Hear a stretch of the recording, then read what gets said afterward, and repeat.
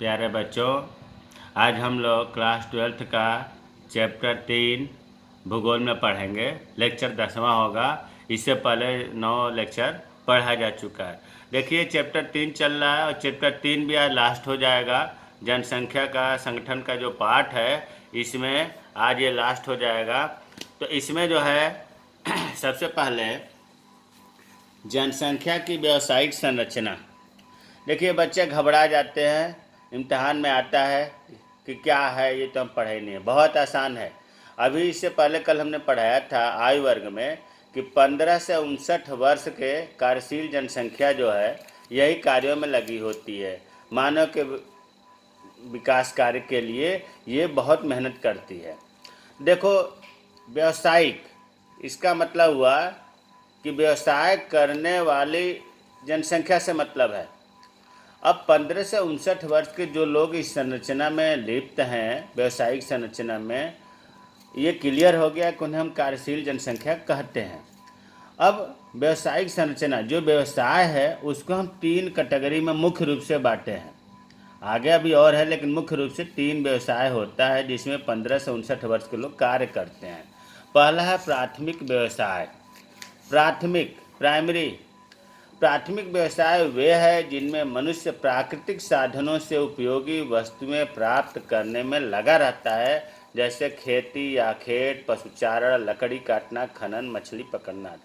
ऐसे रटने से काम नहीं चलेगा। प्राथमिक व्यवसाय का मतलब आप ऐसे समझ लीजिए कि जो प्रकृति के द्वारा हमें मिले डायरेक्ट, उसे जो कार्य किया जाता है, जैसे खेती करते हैं तो प्रकृति के द्वारा अनाज मिलता है। शिकार करना, जिसको आखेट करते हैं। पशुपालन, चराना पशुचारण कहलाता है। लकड़ी काटना, जमीन से खनन करना, मछली पकड़, जो प्राथमिक व्यवसाय हैं, जो प्रकृति के द्वारा उत्पादन संसाधनों पर आश्रित हैं, उन्हें हम कहते हैं प्राथमिक व्यवसाय। ज़्यादातर ये ग्रामीण लोग इस व्यवसाय को अपनाते हैं। तो प्राथमिक व्यवसाय समझ में आ गया होगा कि गांव के लोग करते हैं और इसमें प्राकृतिक साधनों का उपयोग किया जाता है। द्वितीयक व्यवसाय वे है जिनमें मनुष्य प्राकृतिक साधनों को आर्थिक साधनों में बदलता है, अर्थात विज्ञान एवं तकनीक के द्वारा प्राकृतिक साधनों को उपयोगी उत्पादनों में बदलता है, जैसे उद्योग। देखो, जो द्वितीयक व्यवसाय है, ये प्राथमिक व्यवसाय का जो उत्पादन हुआ है, उसे ही कच्चा माल मान करके उसमें कुछ अपने तकनीक से, विज्ञान से, ज्ञान से उसमें और मूल्यवान वस्तु बना देता है। वो अधिक उपयोगी बना देता है, अधिक कीमती बना देता है। किसको? जो प्राथमिक व्यवसाय में मिला था, उस उत्पाद को अपने ज्ञान से, बुद्धि से, विज्ञान से, तकनीक से अधिक मूल्यवान वस्तु, अधिक उपयोगी वस्तु बनवा देता है। उसे हम कहते हैं द्वितीयक व्यवसाय। इसमें आता है उद्योग, सभी प्रकार के उद्योग, वो सूती वस्त्र उद्योग हो, लोहा इस्पात उद्योग हो, सीमेंट उद्योग हो, कागज, सभी प्रकार के उद्योग द्वितीयक व्यवसाय में आते हैं। जैसे मान लो प्राथमिक व्यवसाय में रॉ मटेरियल मिल गया, कपास मिल गया, और उस कपास के रुई से कपड़े बनाया गया, तो उद्योग में गया।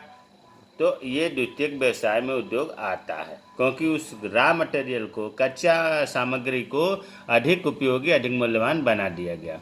तीसरा है तृतीयक व्यवसाय का संबंध व्यापार, यातायात, सरकारी संगठनों तथा अन्य सेवा कार्यों से है। देखो, तृतीयक व्यवसाय ये जो है, इसमें 2-3 बातें याद रखिए: व्यापार, यातायात और सरकारी संगठनों तथा अन्य सेवा कार्यों। जितने सेवा कार्य होते हैं, वस्तुओं और सेवाओं में अंतर बताया जा चुका है। जितने सेवाएं होती हैं, जैसे शिक्षक का, डॉक्टर का, इंजीनियर का, वकील का, व्यापारी का, सब तृतीयक व्यवसाय में रखे जाते हैं। और इसमें जो है कुशलताओं और क्षमताओं के द्वारा सामाजिक विकास होता है। इसमें लोग बुद्धि का, ज्ञान का ज़्यादा प्रयोग करते हैं।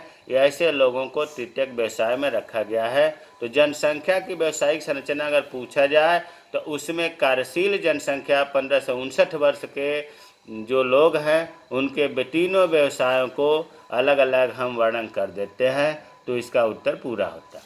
अब अगला है अब जनसंख्या की व्यवसायिक संरचना से मतलब नहीं है इसका, ये अलग चीज़ हो गया, इसीलिए स्टार बना हुआ है कि ये अपने आप में पूर्ण है। ये आयु लिंग में असंतुलन के लिए उत्तरदायी कारक। आय लिंग का मतलब स्त्रियों की संख्या का कम होना, जिसको हम कहते हैं आय लिंग में असंतुलन। कि क्या कारण है कम होने का? तो पहला है स्त्री पुरुषों के जन्म दर में अंतर। सर्वे से ये पता चला है कि किसी भी मतलब समाज में पुरुषों के जो बच्चे जन्म लेते हैं उसमें नर ज़्यादा होते हैं। इस वजह से स्त्री पुरुष के जन्म दर में अंतर के कारण आयु लिंग में असंतुलन होता है। दूसरा है स्त्री पुरुष के मृत्यु दर में अंतर। पुरुषों की मृत्यु ज़्यादा होती है, इस वजह से स्त्री पुरुष का असंतुलन हो जाता है। प्रवास भी तीसरा कारण है। अगर कहीं दूसरे जगह ज़्यादा जा कर के रोजी रोटी की वजह से रुकना पड़ता है, इसमें भी पुरुष ज़्यादा प्रवास करते हैं।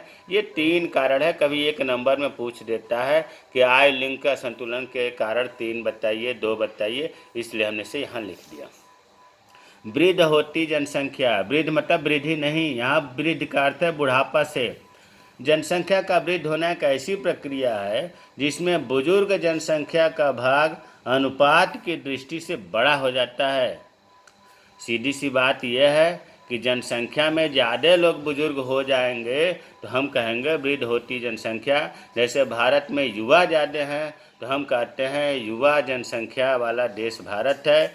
अब वृद्ध होती जनसंख्या, ये भारत में बुजुर्ग लोग नहीं हैं। कहाँ बुजुर्ग ज़्यादा हैं? दुनिया के विकसित देशों की जनसंख्या में बुजुर्ग जनसंख्या का भाग ज़्यादा होता है। जैसे अमेरिका में, रूस में, वहाँ लोग कम मरते हैं क्योंकि स्वास्थ्य सुविधाएं बहुत ज़्यादा है। इसलिए ऐसे देशों में, अमेरिका, रूस, विकसित देशों में बुढ़ापे वाली जनसंख्या ज़्यादा होती है। आश्रित जनसंख्या, कल हमने पढ़ाया भी था कि युवा मतलब 3 वर्ग बनाया गया था आयु वर्ग को, 0 से 14 वर्ष जिन्हें आश्रित जनसंख्या कहते हैं, और 60 और 60 वर्ष से अधिक ये भी आश्रित होते हैं। हमने यह भी बताया था कि दोनों को मिलाकर आश्रित जनसंख्या कहते हैं। लेकिन इसके अलावा कुछ चीज़ें और जोड़ते हैं, क्योंकि इम्तहान में पूछ देता है छोटे से प्रश्न, आश्रित जनसंख्या का क्या तात्पर्य है, सक्रिय जनसंख्या का क्या तात्पर्य है। तो आश्रित जनसंख्या का पढ़िए, देश की कुल जनसंख्या का वह भाग जिसमें 15 वर्ष से कम आयु के बच्चे, 0 से 15 जो बालक वर्ग था, तरुण वर्ग, वही चीज़ है जिसमें 15 वर्ष से कम आयु के बच्चे, छात्र तथा 60 वर्ष से अधिक आयु के वृद्ध आते हैं आश्रित में। इसके अलावा घर में काम करने वाली महिलाएं भी आश्रित जनसंख्या में आती हैं। ये सभी कोई कार्य नहीं करते। आप कहेंगे महिलाएं तो घर में खूब काम करती हैं, तो यहाँ काम करने का मतलब है धन कमाने का। आश्रित जनसंख्या में 0 से 14 वर्ष तक के बच्चे, 60 या 60 वर्ष से अधिक के बुजुर्ग, घर में काम करने वाली महिलाएं, ये सब आश्रित जनसंख्या में आती हैं। इसलिए इन्हें आश्रित जनसंख्या कहा जाता है। भारत में 66% जनसंख्या आश्रित जनसंख्या ही है। यहाँ ज़्यादा लोग आश्रित वाले हैं, करने वाले कम हैं। देखो 66%, आधे से अधिक आश्रित वाले जनसंख्या हैं। और दूसरा है सक्रिय जनसंख्या, इसी को कार्यशील जनसंख्या भी कहा जाता है, इसी को व्यावसायिक जनसंख्या भी कहा जाता है। ये 15 से 59 वर्ष के आयु वर्ग के लोग होते हैं। यही लोग प्राथमिक व्यवसाय में, द्वितीयक व्यवसाय में, तृतीयक व्यवसाय में कड़ी मेहनत करते हैं जीविकोपार्जन के लिए, क्योंकि इनको डबल मेहनत होती है ना। आश्रित जनसंख्या का भी देखभाल करना है, अपना भी देखभाल करना होता है। इसलिए सक्रिय जनसंख्या को कार्यशील जनसंख्या भी कहते हैं। आज ये पाठ पूरा हो गया। जय हिंद, जय भारत।